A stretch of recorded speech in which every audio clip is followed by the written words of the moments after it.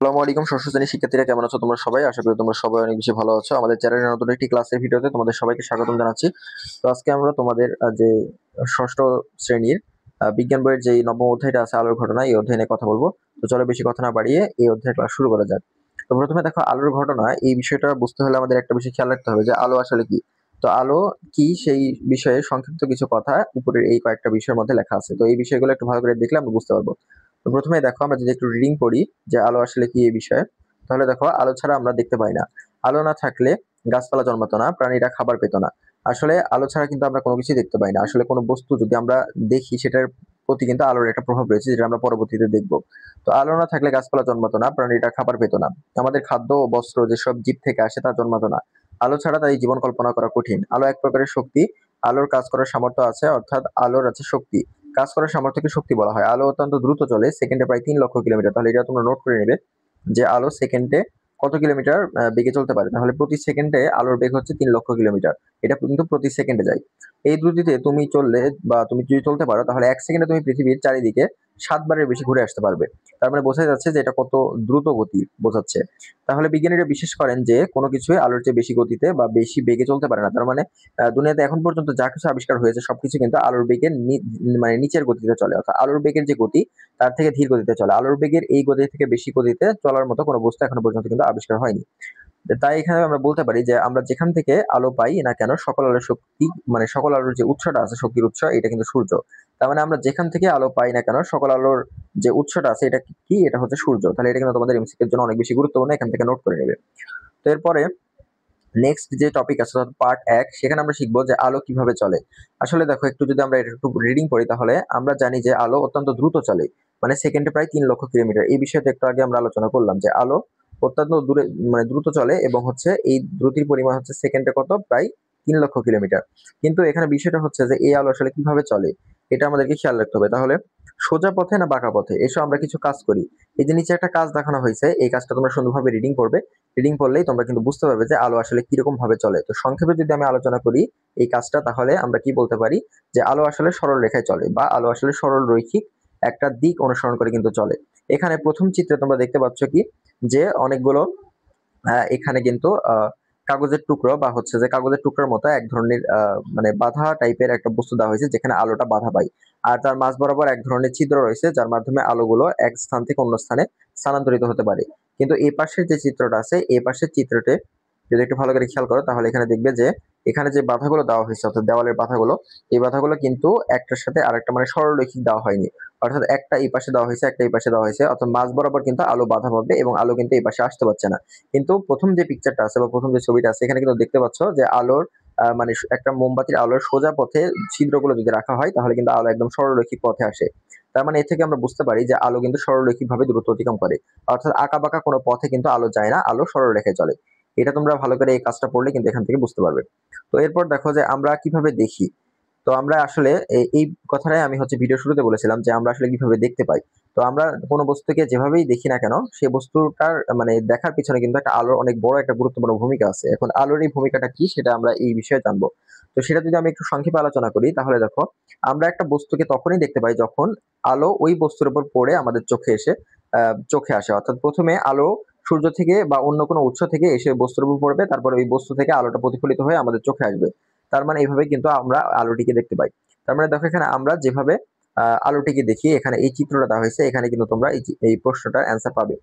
তাহলে কি, যেমন এখানে একটা বল দেখানো হয়েছে, ভালো করে যদি একটু খেয়াল করো, তাহলে দেখবে এখানে একটা বল দেখানো হয়েছে, আর উপরে দেখানো হয়েছে হচ্ছে একটা বাল্ব। তার মানে বাল্ব থেকে সর্বপ্রথম আলোটা এসে বলে লাগলো, তারপর এই বল থেকে আবার ওই আলোটা স্থানান্তরিত হয়ে আমাদের মানুষ চোখে লাগলো। এই কারণে আমরা কিন্তু ওই বস্তুটিকে অর্থাৎ বলটিকে দেখতে পাচ্ছি। তার মানে প্রথমত একটা বিষয় যে আমরা যখন কোনো বস্তুটিকে দেখি, সর্বপ্রথম কোনো উৎস থেকে আলো এসে ওই বস্তুটিতে পড়ে, তারপর ওই বস্তু থেকে ওই আলোটা প্রতিফলিত হয়ে আবার আমাদের চোখে আসে।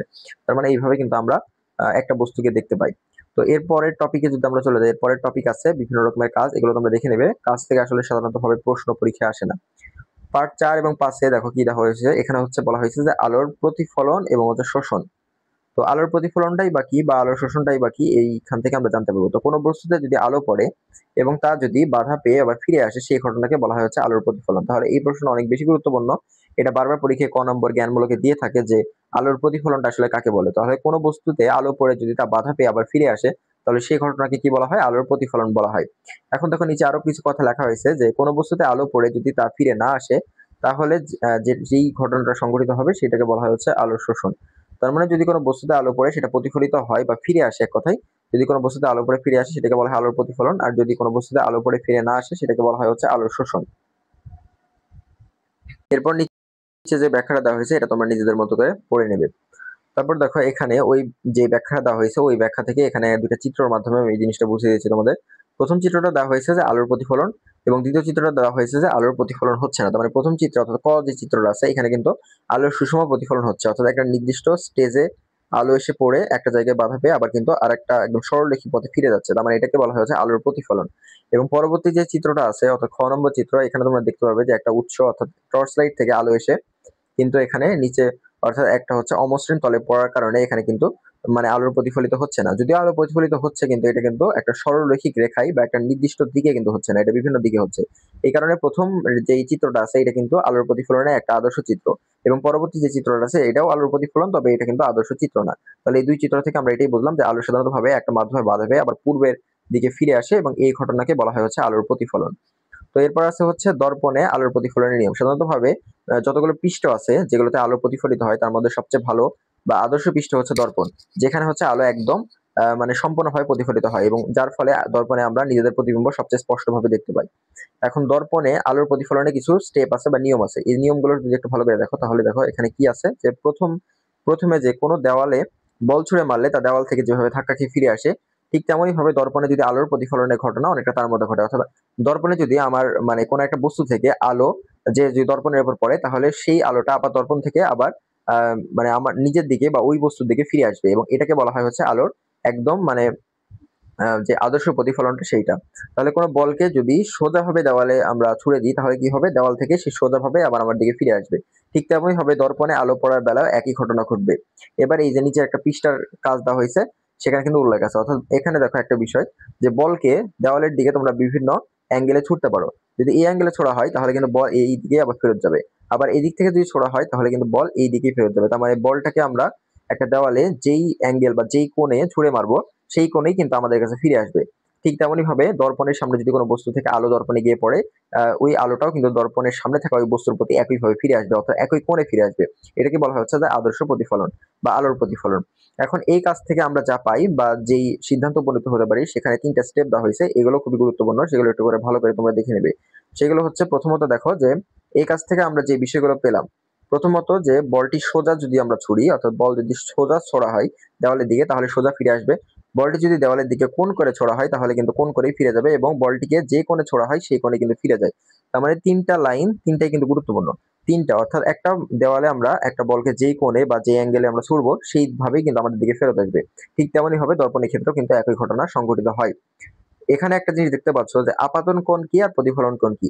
নিচে যে পৃষ্ঠটা দেখানো হয়েছে এই পৃষ্ঠটা হচ্ছে, এটা ভালোভাবে বোঝানোর জন্য এটা দেখাই, যে নিচে যে পৃষ্ঠটা দেখানো হয়েছে সেটা হচ্ছে একটা দর্পণ, এবং দর্পণের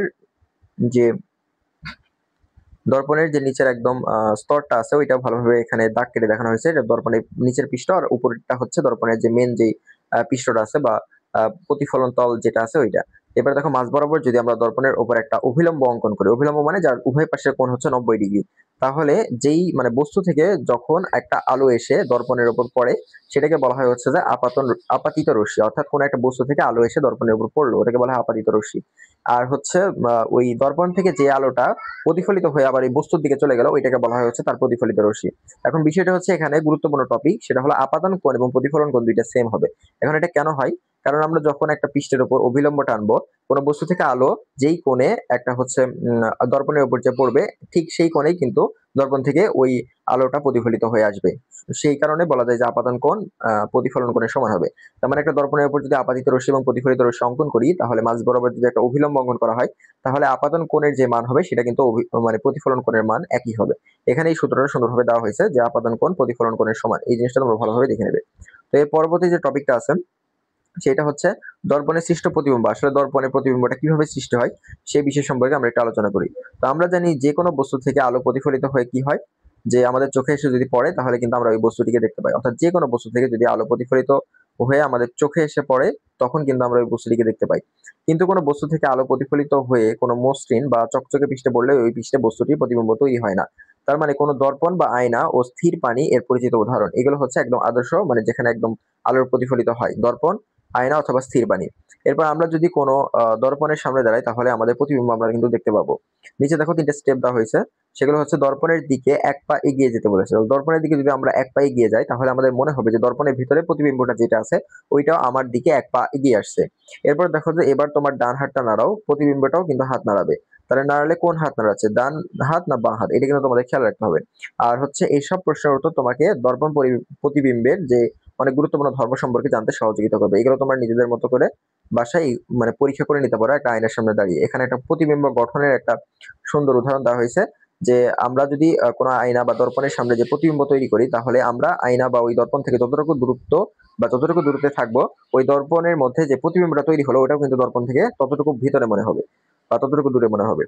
এরপর দেখো যে এই পাঠে যেসব প্রশ্ন উঠে উঠছে সেগুলো হচ্ছে দর্পণে সৃষ্ট প্রতিবিম্ব সমান, মানে তোমার আকৃতির সমান। অর্থাৎ দর্পণে যে প্রতিবিম্বটা তৈরি হবে সেটা কিন্তু ওই বস্তু বা ওই ব্যক্তি, মানে যে দর্পণের সামনে দাঁড়াবে তার কিন্তু একদম প্রতিবিম্বের সমান হবে। অর্থাৎ উচ্চতাটা সমান হবে।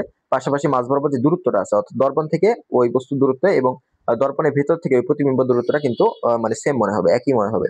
এরপর দেখো কিছু আলোকীয় ঘটনা দেওয়া হয়েছে।